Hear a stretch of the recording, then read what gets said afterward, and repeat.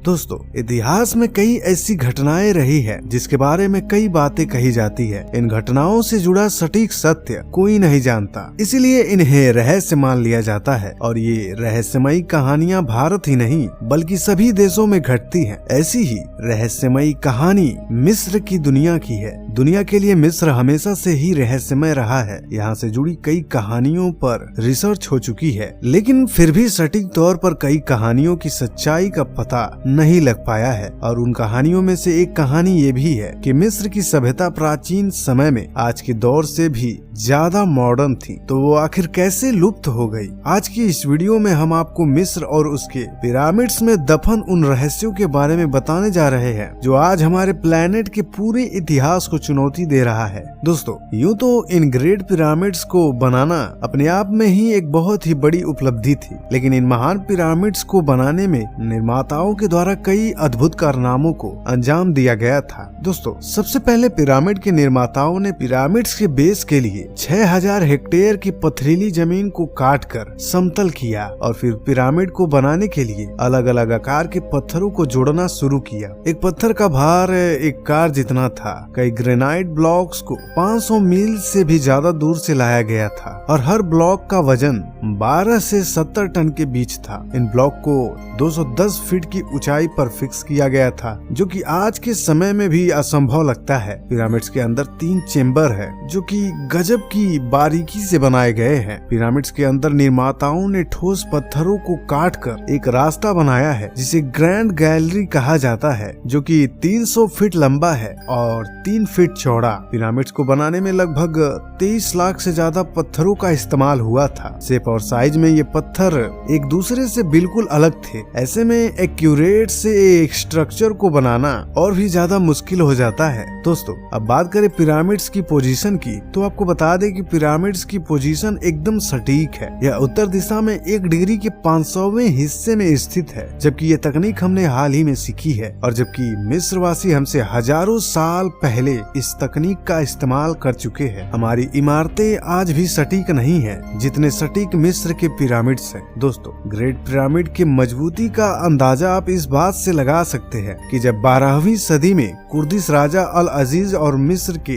दूसरे अयूबी सुल्तान ने गीजा के पिरामिड्स को नष्ट करने की कोशिश की थी, जिसके लिए उन्होंने अपनी पूरी सेना को पिरामिड्स को गिराने के काम पर लगा दिया था। लेकिन हजारों सैनिकों के दिन रात मेहनत के बावजूद भी वह पिरामिड को मामूली रूप से ही तोड़ पाए थे। इतिहासकार बताते हैं ऐसा इसलिए था कि पिरामिड बहुत ज्यादा मजबूत और अत्यधिक बड़े थे। उसके बाद चाहकर भी कुर्दिश राजा अपने मंसूबों को पूरा नहीं कर सके, लेकिन उन्होंने पिरामिड को कुछ ऐसे दाग जरूर दे दिए जिन्हें आज भी देखा जा सकता है। दोस्तों, पिरामिड्स की वास्तव में 8 साइड्स हैं। आपको बता दें कि 4 साइड्स के मुकाबले 8 साइड्स के पिरामिड्स को बनाना और भी ज्यादा जटिल हो जाता है, लेकिन पिरामिड्स की 8 साइड्स एक स्पेशल एंगल से ही दिखाई देते हैं। मिस्र वासियों ने पिरामिड को बहुत ही तेजी से बना लिया था। मिस्र के विशेषज्ञों का मानना है कि पिरामिड को बनाने में सिर्फ 23 साल ही लगे थे, लेकिन सोचने वाली बात तो ये है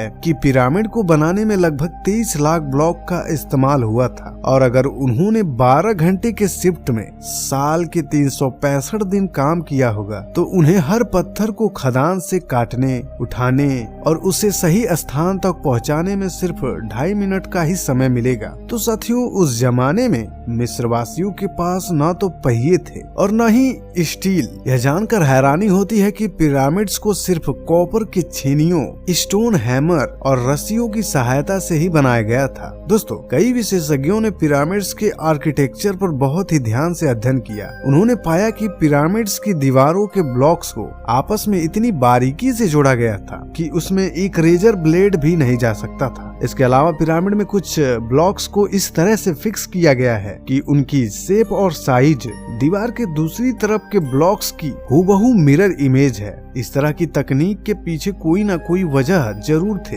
वास्तव में अगर आपको ऐसी इमारत बनानी है जो काफी मजबूत हो तो उसे हेटेरोजेनस शेप में बनाना होता है, और पिरामिड्स के निर्माता इस तकनीक को भली भांति जानते थे। यानी कि 4000 साल पहले मिस्रवासी जानते थे कि भूकंप प्रतिरोधी इमारत कैसे बनाई जाती है। दोस्तों, प्राचीन मिस्र के लिपि को हिरोग्लिफ्स कहा जाता है, और इस इमेज में जो आप हिरोग्लिफ्स देख रहे हैं यह अब तक के सबसे रहस्यमय और विवादित हिरोग्लिफ्स हैं। इन तस्वीरों को देखने के बाद आप सोच रहे होंगे कि प्राचीन मिस्र वासियों के पास कोई न कोई मॉडर्न टेक्नोलॉजी जरूर रही होगी, लेकिन ऐसा कुछ भी नहीं है। वास्तव में ये तस्वीर कोइंसिडेंस से बनी है। यह मिस्र के 2 फेराहोस सेती 1 और रैमसेस 2 के नाम है, जो कि आपस में मिल गए थे। जब इन्हें अलग किया गया तो यह तस्वीर सामने आ गई। मिस्र के विशेषज्ञों ने लक्सर टेम्पल में स्थित रैमसेस 2 के स्टेच्यूज की बारीकी से जांच की तो उन्होंने पाया कि इन स्टेच्यूज को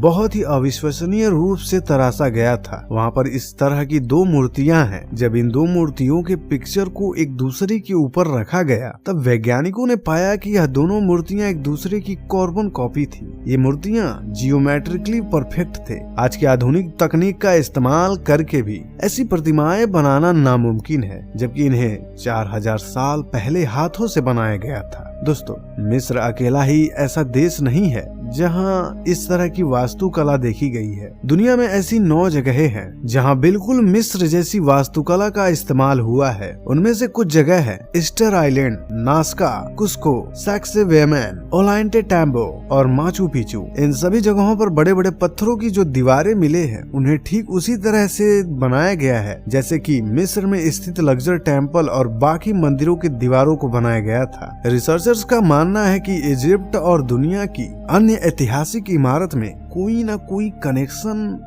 जरूर है, जिसके बाद उन्होंने अपने रिसर्च में पाया कि ईस्टर आइलैंड, नेस्को, Ollantaytambo, Machu Picchu, Giza, Petra, Mohenjodaro, Khajuraho, Pyay, Sukhothai और एंकर वैट, यह सभी ऐतिहासिक स्थल आश्चर्यजनक रूप से पृथ्वी पर एक सीधी रेखा में स्थित है, जो पृथ्वी पर एक परफेक्ट सर्कल बनाते हैं। यह सर्कल वहीं पर खत्म होता है जहां से हमने शुरू किया था, यानी कि ईस्टर आइलैंड पर। दोस्तों, आपको क्या लगता है, क्या ये सभी जगह कोइंसिडेंस से बनी थी या इन्हें किसी खास कारण से बनाया गया था? वास्तव में प्राचीन मिस्रवासी पिरामिड्स के जरिए पृथ्वी के एक बेहद ही जटिल सेलेस्टियल स्फीयर यानी कि खगोलीय चक्र को दिखाना चाहते थे। पिरामिड अंतरिक्ष में मौजूद तारामंडलों के खास स्थिति के अनुसार बनाए गए थे। पिरामिड्स की स्थिति की बारीकी से जांच करने के बाद ये पता चला कि हर तारामंडल 72 साल में 1 डिग्री खिसक जाता है और एक तारामंडल को पृथ्वी का एक चक्कर पूरा करने में 26,000 साल लगते हैं। दरअसल पिरामिड के चारों कोने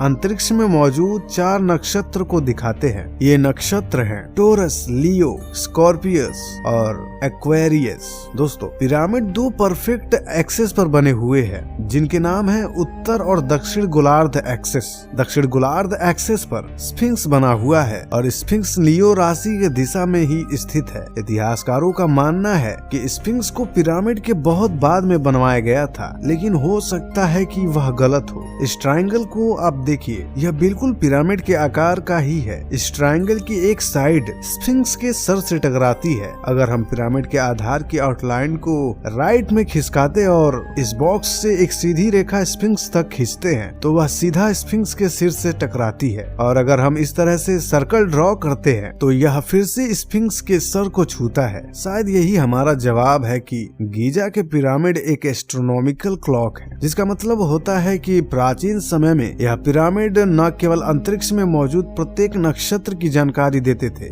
बल्कि स्पेस में होने वाली छोटी से छोटी मूवमेंट को भी सुनकर उसके बारे में बता सकते थे। आज के समय में सूरज के द्वारा पड़ने वाली रोशनी से जो पिरामिड की परछाई बनती है उससे समय का सटीक अंदाजा लगाया जा सकता है, और प्राचीन समय में शायद मिस्रवासी इन पिरामिड से इसी तरह समय का अंदाजा लगाते रहे होंगे। तो दोस्तों, आज की वीडियो यहीं तक। अगर आपको यह वीडियो पसंद आई हो तो वीडियो को लाइक करें और ऐसे ही और वीडियो देखने के लिए चैनल को सब्सक्राइब करें और उस बगल वाले बेल आइकन को ऑल पर क्लिक करना ना भूलें।